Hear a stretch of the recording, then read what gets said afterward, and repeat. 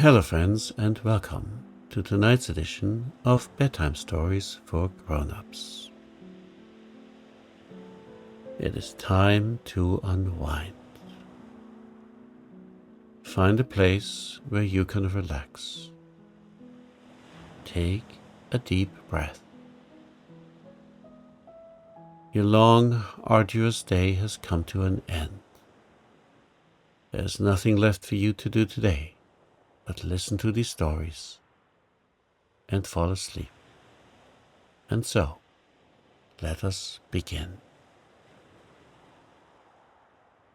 Rosy's Journey. Rosy was a nice little girl who lived with her mother in a small house in the woods. They were very poor, for the father had gone away to dig gold and did not come back, and so they had to work hard to get food to eat and clothes to wear. The mother spun yarn when she was able, for she was often sick, and Rosy did all she could to help. She milked the red cow and fed the hens, dug the garden, and went to town to sell the yarn and the eggs. She was very good and sweet, and everyone loved her, but the neighbors were all poor and could do little to help the child. So, when at last the mother died, the cow and hens and house had to be sold to pay the doctor and their debts. Then Rosy was left all alone, with no mother, no home, and no money to buy clothes and dinners with. "What will you do?" said the people, who were very sorry for her. "I will go and find my father," answered Rosy bravely. "But he is far away, and you don't know just where he is, up among the mountains.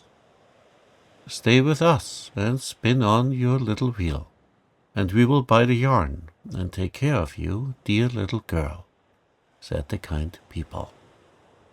"No, I must go, for mother told me to, and my father will be glad to have me." "I'm not afraid, for everyone is good to me," said Rosy gratefully. Then the people gave her a warm red cloak and a basket with a little loaf and bottle of milk in it, and some pennies to buy more to eat when the bread was gone. They all kissed her and wished her good luck, and she trotted away through the wood to find her father. For some days she got on very well, for the woodcutters were kind, and let her sleep in their huts, and gave her things to eat. But by and by she came to lonely places, where there were no houses, and then she was afraid, and used to climb up in the trees to sleep, and had to eat berries and leaves, like the children in the wood. She made a fire at night, so wild beasts would not come near her, and if she met other travelers, she was so young and innocent, no one had the heart to hurt her. She was kind to everything she met, so all little creatures were friends to her, as we shall see. One day, as she was resting by a river, she saw a tiny fish on the bank, nearly dead for want of water. "Poor thing, go and be happy again," she said, softly taking him up and dropping him into the nice cool river. "Thank you, dear child, I'll not forget. But will help you some day," said the fish, when he had taken a good drink and felt better. "Why, how can a tiny fish help such a great girl as I am?" laughed Rosy. "Wait and see," answered the fish, as he swam away with a flap of his little tail. Rosy went on her way and forgot all about it, but she never forgot to be kind. And soon after, as she was looking in the grass for strawberries, she found a field mouse with a broken leg. "Help me to my nest, or my babies will starve," cried the poor thing. "Yes, I will, and bring these berries so that you can keep still till your leg is better and have something to eat." Rosy took the mouse carefully in her little hand and tied up the broken leg with a leaf of spearmint and a blade of grass. Then she carried her to the nest under the roots of an old tree, where 4 baby mice were squeaking sadly for their mother. She made a bed of thistledown for the sick mouse, and put close within reach all the berries and seeds she could find, and brought an acorn cup of water from the spring, so they could be comfortable. "Good little Rosy, I shall pay you for all this kindness some day," said the mouse, when she was done. "I'm afraid you are not big enough to do much," answered Rosy, as she ran off to go on her journey. "Wait and see," called the mouse, and all the little ones squeaked as if they said the same. Some time after, as Rosy lay up in a tree, waiting for the sun to rise, she heard a great buzzing close by, and saw a fly caught in a cobweb that went from one twig to another. The big spider was trying to spin him all up, and the poor fly was struggling to get away before his legs and wings were helpless. Rosy put up her finger and pulled down the web, and the spider ran away at once to hide under the leaves. But the happy fly sat on Rosy's hand, cleaning his wings, and buzzing so loud for joy that it sounded like a little trumpet. "You've saved my life, and I'll save yours, if I can," said the fly, twinkling his bright eye at Rosy. "You silly thing, you can't help me," answered Rosy, climbing down, while the fly buzzed away, saying, like the mouse and the fish, "Wait and see, wait and see." Rosy trudged on and on, till at last she came to the sea. The mountains were on the other side, but how should she get over the white water? No ships were there, and she had no money to hire one if there had been any. So she sat on the shore, very tired and sad, and cried a few big tears, as salt as the sea. "Hello!" called a bubbly sort of voice close by, and the fish popped up his head. Rosy ran to see what he wanted. "I've come to help you over the water," said the fish. "How can you when I want a ship and someone to show me the way?" answered Rosy. "I shall just call my friend the whale, and he will take you over better than a ship, because he won't get wrecked. Don't mind if he spouts and flounces about a good deal. He's only playing, so you needn't be frightened." Down dived the little fish, and Rosy waited to see what would happen, for she didn't believe such a tiny thing could really bring a whale to her help. Presently, what looked like a small island came floating through the sea, and, turning around so that its tail touched the shore, the whale said in a roaring voice that made her jump, "Come aboard, little girl, and hold on tight. I'll carry you wherever you like." It was rather a slippery bridge, and Rosy was rather scared at this big, strange boat. But she got safely over and held on fast. Then, with a roll and a plunge, off went the whale, spouting 2 fountains, while his tail steered him like the rudder of a ship. Rosy liked it, and looked down into the deep sea, where all sorts of queer and loving things were to be seen. Great fishes came and looked at her, and dolphins played near to amuse her. The pretty Nautilus sailed by in its transparent boat, and porpoises made her laugh with their rough play. Mermaids brought her pearls and red coral to wear, sea apples to eat, and at night sung her to sleep with their sweet lullabies. So she had a very pleasant voyage, and ran on shore with many thanks to the good whale, who gave a splendid spout and swam away. Then Rosy traveled along till she came to a desert, hundreds of miles of hot sand, with no trees or brooks or houses. "I never can go that way," she said. "I should starve and soon be worn out walking in that hot sand. What shall I do? Kwee, wait and see. You were good to me, so here I come from my little home to help you willingly," said a friendly voice. And there was the mouse, looking at her with its bright eyes, full of gratitude. "Why, you dear little thing, I'm very glad to see you, but I'm sure you can't help me across this desert," said Rosy, stroking its soft back. "That's easy enough," answered the mouse, rubbing its paws briskly. "I'll just call my friend the lion. He lives here, and he'll take you across with pleasure." "Oh, I'm afraid he'd rather eat me. How dare you call that fierce beast?" cried Rosy, much surprised. "I gnawed him out of a net once, and he promised to help me. He is a noble animal, and he will keep his word." Then the mouse sang, in its shrill little voice, oh lion grand, come over the sand, and help me now, I pray. Here's a little lass who wants to pass. Please carry her on her way." In a moment a loud roar was heard, and a splendid yellow lion, with fierce eyes and a long mane, came bounding over the sand to meet them. "What can I do for you, tiny friend?" he said, looking at the mouse, who was not a bit frightened, though Rosy hid behind a rock, expecting every moment to be eaten.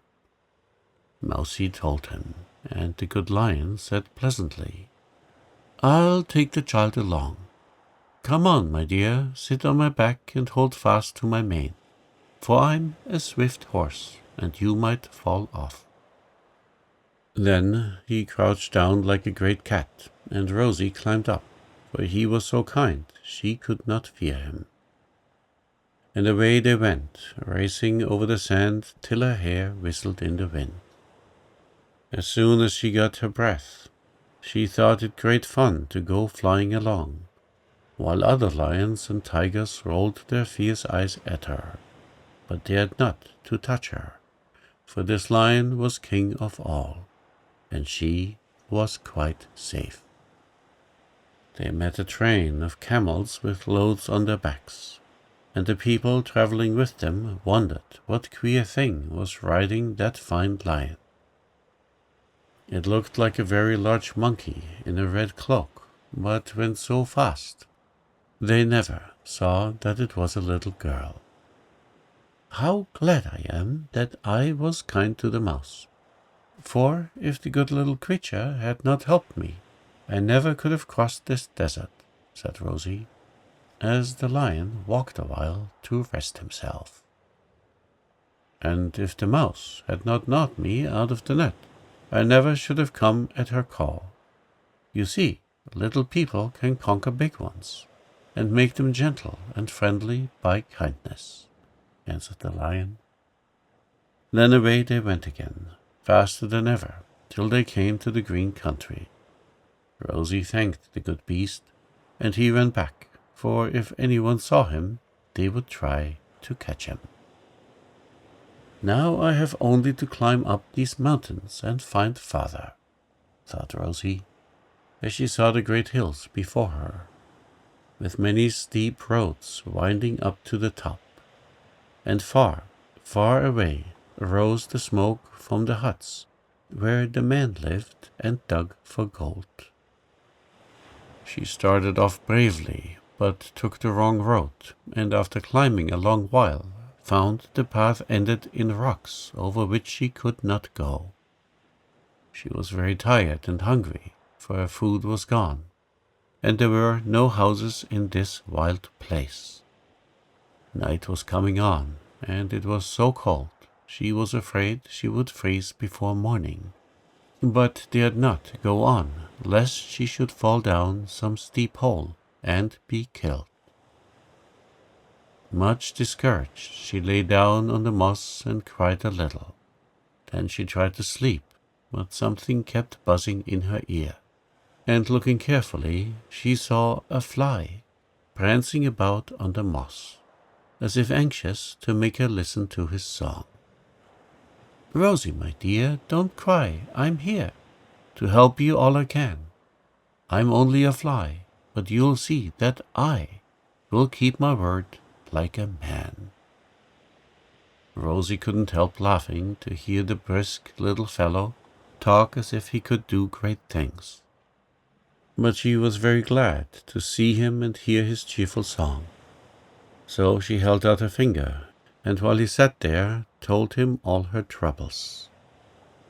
"Bless your heart, my friend the eagle will carry you right up the mountains, and leave you at your father's door," cried the fly, and he was off with a flirt of his gauzy wings, for he meant what he said.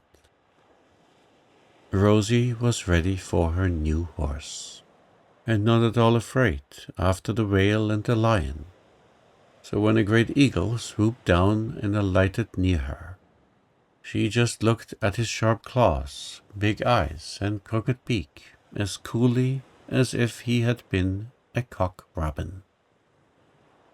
He liked her courage and said kindly in his rough voice, "Hop up, little girl, and sit among my feathers. Hold me fast round the neck, or you may grow dizzy and get a fall."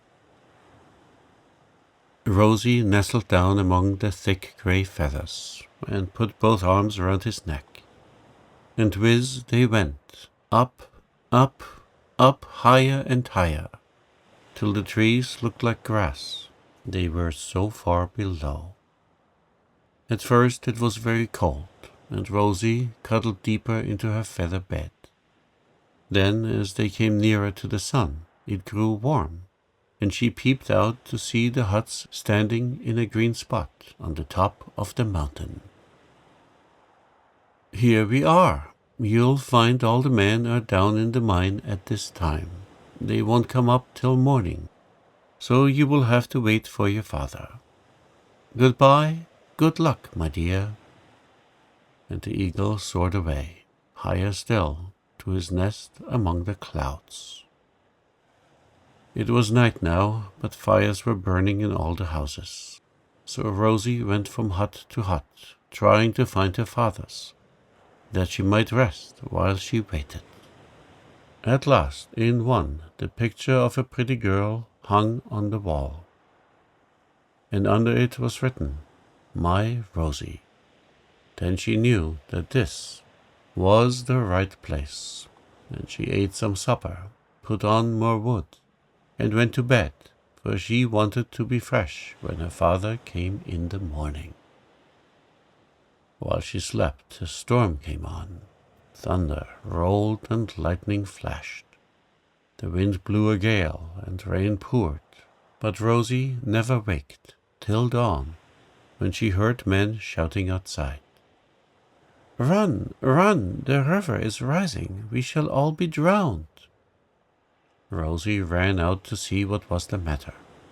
Though the wind nearly blew her away, she found that so much rain had made the river overflow, till it began to wash the banks away.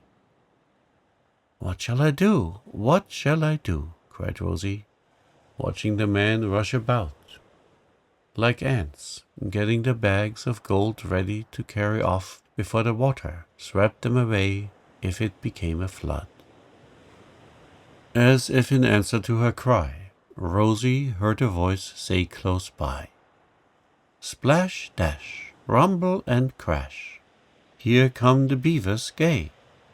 See what they do, Rosy, for you, because you helped me one day."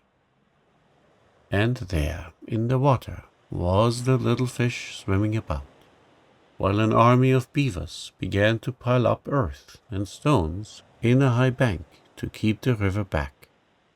How they worked, digging and heaping with their teeth and claws. and beating the earth hard with their queer tails like shovels. Rosy and the man watched them work, glad to be safe while the storm cleared up. And by the time the dam was made, all danger was over. Rosy looked into the faces of the rough men, hoping her father was there, and was just going to ask about him when a great shouting rose again, and all began to run to the pit hole, saying, "The sand has fallen in. The poor fellows will be smothered. How can we get them out? How can we get them out?" Rosy ran too, feeling as if her heart would break. Her father was down in the mine, and would die soon if air did not come to him. The men dug as hard as they could, but it was a long job, and they feared they would not be in time. Suddenly hundreds of moles came scampering along, and began to burrow down through the earth, making many holes for air to go in. For they know how to build galleries through the ground better than men can. Everyone was so surprised they stopped to look on, for the dirt flew like rain as the busy little fellows scratched and bored as if making an underground railway. "What does it mean?" said the man. "They work faster than we can, and better, but who sent them? Is this strange little girl a fairy?" Before Rosy could speak, all heard a shrill, small voice singing. "They come at my call, and though they are small, they'll dig the passage clear. I never forget, we'll save them yet, for love of Rosy dear." They all saw a little grey mouse sitting on a stone, waving her tail about, and pointing with a tiny paw to show the moles where to dig. The man laughed, and Rosy was telling them who she was, when a cry came from the pit, and they saw that the way was clear, so they could pull the buried man up. In a minute they got ropes, and soon had 10 poor fellows safe on the ground, pale and dirty, but all alive, and all shouting as if they were crazy. "Tom's got it! Tom's got it! Hooray for Tom!" "What is it?" cried the others, and then they saw Tom come up with the biggest lump of gold ever found in the mountains. Everyone was glad of Tom's luck, for he was a good man, and had worked a long time, and been sick, and couldn't go back to his wife and child. When he saw Rosy, he dropped the lump, and caught her up, saying, "My little girl, she's better than 1,000,000 pounds of gold." Then Rosy was very happy, and went back to the hut, and had a lovely time telling her father all about her troubles and her travels. He cried when he heard that the poor mother was dead before she could have any of the good things the gold would buy them. "We will go away and be happy together in the pleasantest home I can find, and never part any more, my darling," said the father, kissing Rosy as she sat on his knee, with her arms round his neck. She was just going to say something very sweet to comfort him, when a fly lit on her arm and buzzed very loud. "Don't drive me away, but hear what I say. Bad men want the gold. They will steal it tonight, and you must take flight. So be quiet and busy and bold." "I was afraid someone would take my lump away. I'll pack up at once, and we will creep off while the men are busy at work. Though I'm afraid we can't go fast enough to be safe if they miss us and come after," said Tom, bundling his gold into a bag and looking very sober. For some of the miners were wild fellows and might kill him for the sake of that great lump. But the fly sang again, "Slip away with me, and you will see what a wise little thing am I. For the road I show no man can know, since it's up in the pathless sky." Then they followed Buzz to a quiet nook in the wood. And there were the eagle and his mate waiting to fly away with them so fast and so far that no one could follow. Rosy and the bag of gold were put on the mother eagle. Tom sat astride the kingbird, and away they flew to a great city, where the little girl and her father lived happily together all their lives. The Fairy Box. I wish I had a magic bracelet like Rosamond's that would prick me when I was going to do wrong, said little May, as she put down the story she had been reading.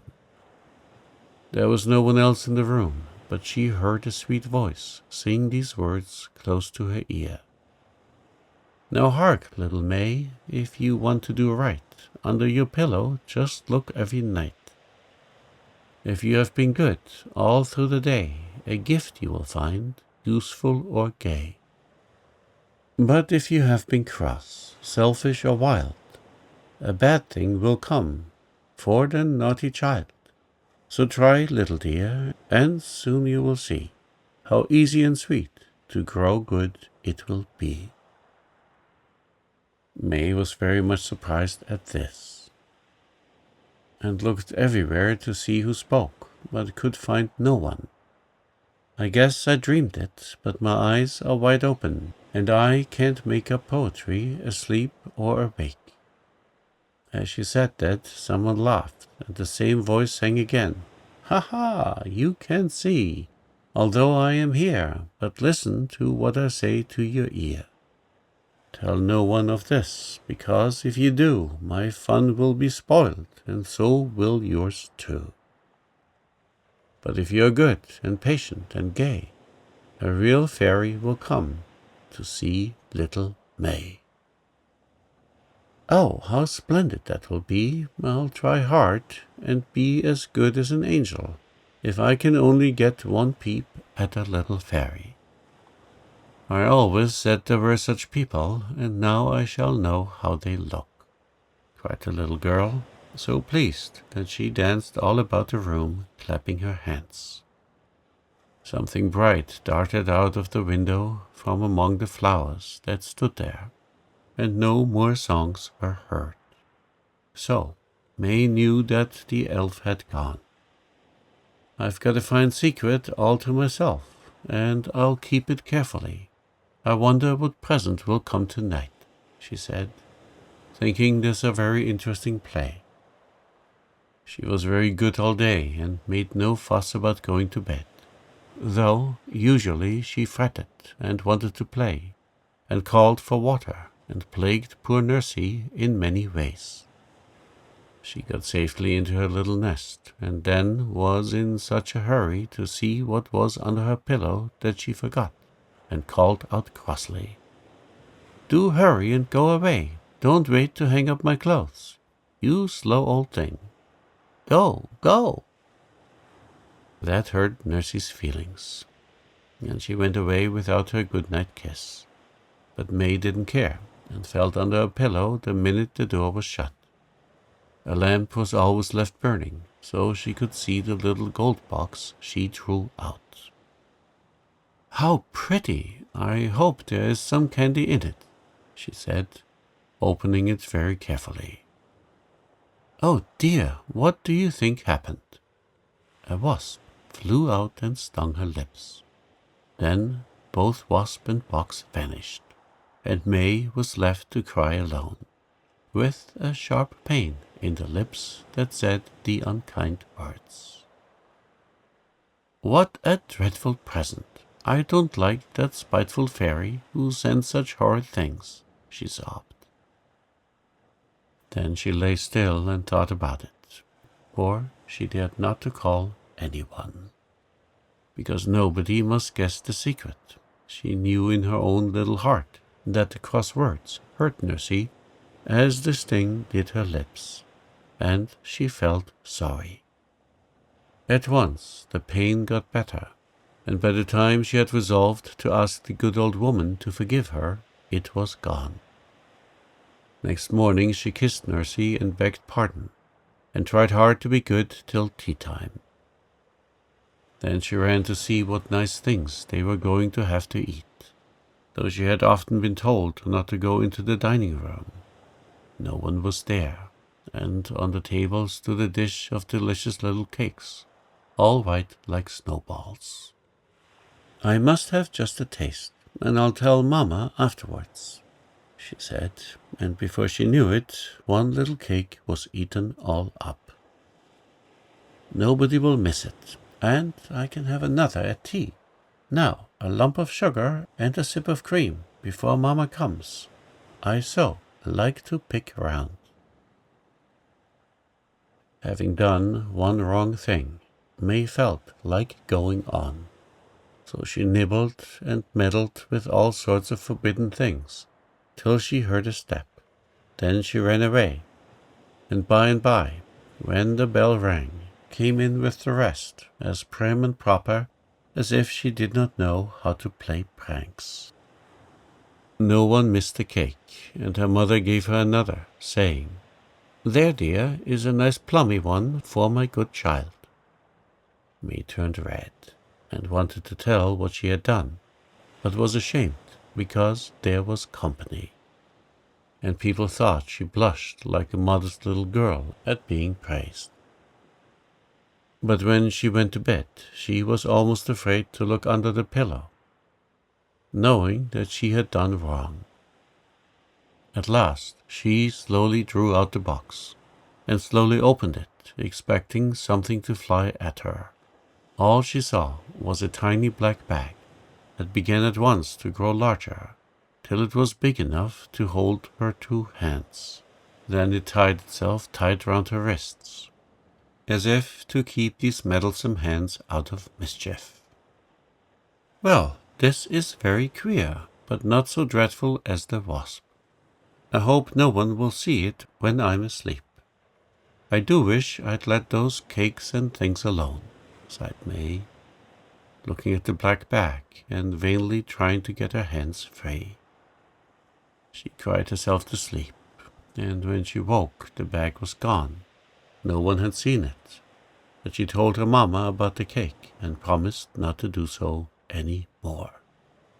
"Now this shall be a truly good day, every bit of it," she said, as she skipped away, feeling as light as a feather after she had confessed her little sins. But alas, it is so easy to forget and do wrong that May spoiled her day before dinner by going to the river and playing with the boats, in spite of many orders not to do it. She did not tell of it, and went to a party in the afternoon, where she was so merry she never remembered the naughty thing, till she was in bed and opened the fairy box. A little chain appeared, which in a flash grew long and large, and fastened round her ankles as if she were a prisoner. May liked to tumble about, and was much disgusted to be chained in this way, but there was no help for it, so she lay very still and had plenty of time to be sorry. "It is a good punishment for me, and I deserve it. I won't cry, but I will. I will remember." And May said her prayers very soberly, really meaning to keep her word this time. All the next day she was very careful to keep her lips from cross words, her hands from forbidden things, and her feet from going wrong. Nothing spoiled this day. She watched so well. And when Mamma gave the good-night kiss, she said, "What shall I give my good little daughter, who has been gentle, obedient, and busy all day?" "I want a white kitten with blue eyes and pink ribbon on its neck," answered May. "I'll try and find one. Now go to bed, dearie, and happy dreams," said Mamma, with many kisses on the rosy cheeks, and a smile that was a reward. May was so busy thinking about the kitty and the good day that she forgot the box till she heard a little meow, meow under her pillow. Mercy me, what's that? And she popped her head to see. Out came the box, off flew the lid, and there, on a red cushion, lay a white kit, about 2 inches long. May couldn't believe that it was alive, till it jumped out of its nest, stretched itself, and grew all at once just the right size to play with and be pretty.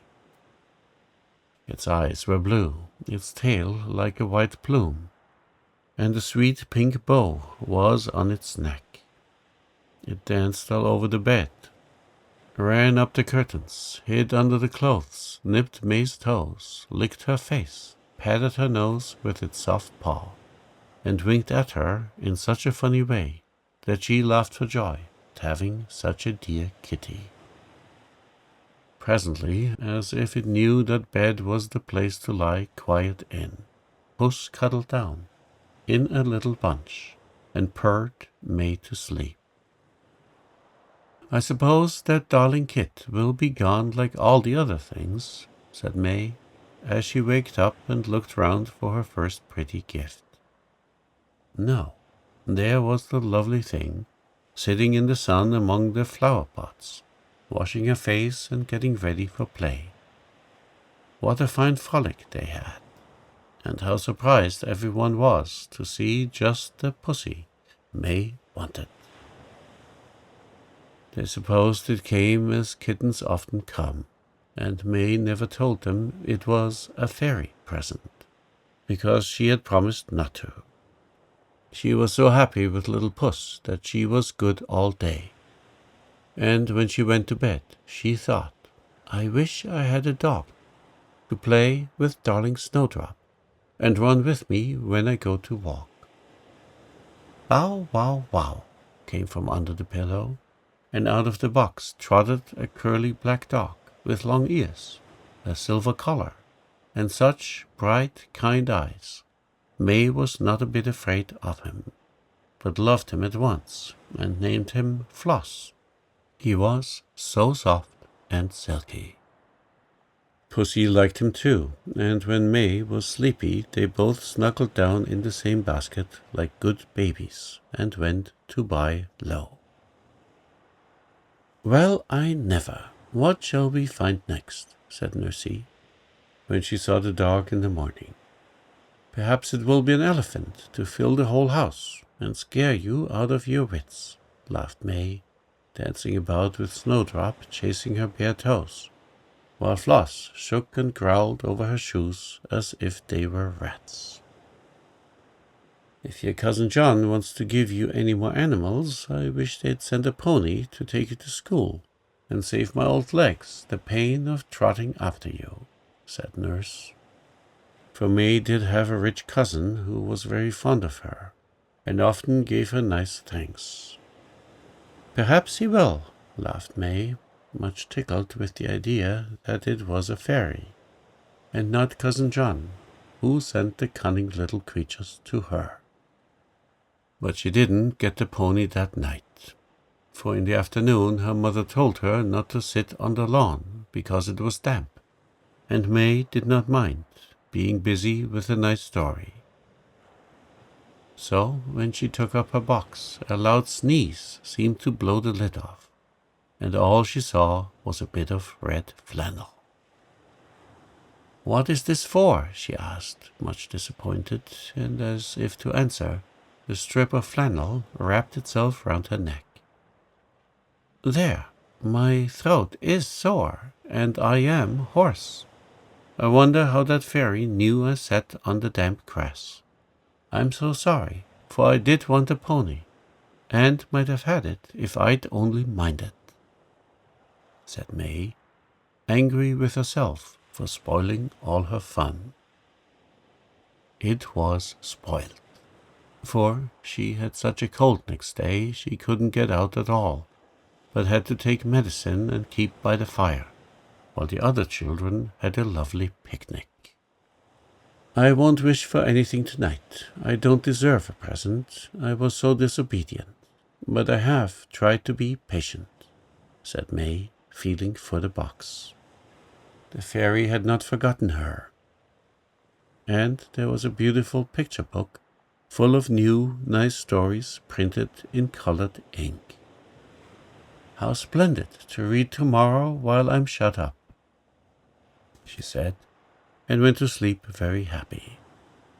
All the next day she enjoyed the pretty pictures and funny tales, and never complained or fretted at all, but was so much better the doctor said she could go out tomorrow if it was fine. "Now I will wish for the pony," said May in her bed. But there was nothing in the box except a little red silk rope, like a halter. She did not know what to do with it that night, but she did the next morning, for just as she was dressed, her brother called from the garden, "May, look out and see what we found in the stable. None of us can catch him, so do come and see if you can. Your name is on the card, tied to his mane." May looked, and there was a snow-white pony racing about the yard as if he was having a fine frolic. Then she knew the halter was for him, and ran down to catch him. The minute she appeared, the pony went to her and put his nose in her hand, neighing as if he said, "This is my little mistress. I will find her and serve her well." May was delighted and very proud when the pony let her put on the saddle and bridle that lay in the barn all ready to use. She jumped up and rode gaily down the road, and Will and Mamma and all the maids and Floss and Snowdrop ran to see the pretty sight. The children at school were much excited when she came trotting up, and all wanted to ride the prince. He was very gentle, and everyone had a ride, but May had the best fun, for she could go every day for long trots by the carriage when Mamma and Will drove out. A blue habit and a hat with a long feather were bought that afternoon, and May was so happy and contented at night that she said to herself as she lay in bed, "I will wish for something for Will now and see if I get it. I don't want any more presents yet. I have had my share, and I'd love to give away to other people who have no fairy box." So she wished for a nice boat, and in the box lay a key with the name Water Lily on it. She guessed what it meant, and in the morning told her brother to come to the river and see what she had for him. There lay a pretty green and white boat, with cushioned seats, a sail all spread, and at the masthead a little flag flying in the wind, with the words "Water Lily" on it in gold letters. Will was so surprised and pleased to find that it was his. He turned heels over head on the grass, kissed May, and skipped into the boat crying, "All aboard!" as if eager to try it at once. May followed, and they sailed away down the lovely river, with real lilies, while the blackbirds sang in the green meadows on either side, and boys and girls stopped on the bridges to see them pass. After that, May kept on trying to be good, and wishing for things for herself and other people, till she forgot how to be naughty, and was the sweetest girl in the world. Then there was no need of fairies to help her, and one night the box was not under her pillow. "Well, I've had my share of pretty things, and must learn to do without. I'm glad I tried, but now it is easy to be good, and I don't need to be rewarded," said May, as she fell asleep, quite happy and contented, though she did wish she could have seen the fairy just once. Next morning, the first thing what she saw was a beautiful bracelet, shining on the table, and while she stood admiring it, she heard the little voice sing, "Here's the bracelet for good little May, to wear on her arm by night and by day. When it shines like the sun, all's going well, but when you are bad, a sharp prick will tell. Farewell, little girl, for now we must part. Make a fairy box, dear, of your own happy heart, and take out for all sweet gifts every day, till all the year round is like beautiful May. As these last words were sung, right before her eyes, she saw a tiny creature swinging on the rose that stood there in the vase. A lovely elf with wings like a butterfly, a gauzy dress, and a star on her forehead. She smiled and waved her hand as she slowly rose and fluttered away into the sunshine, till she vanished from sight, leaving May with the magic bracelet on her arm, and the happy thought that at last she had really seen a fairy.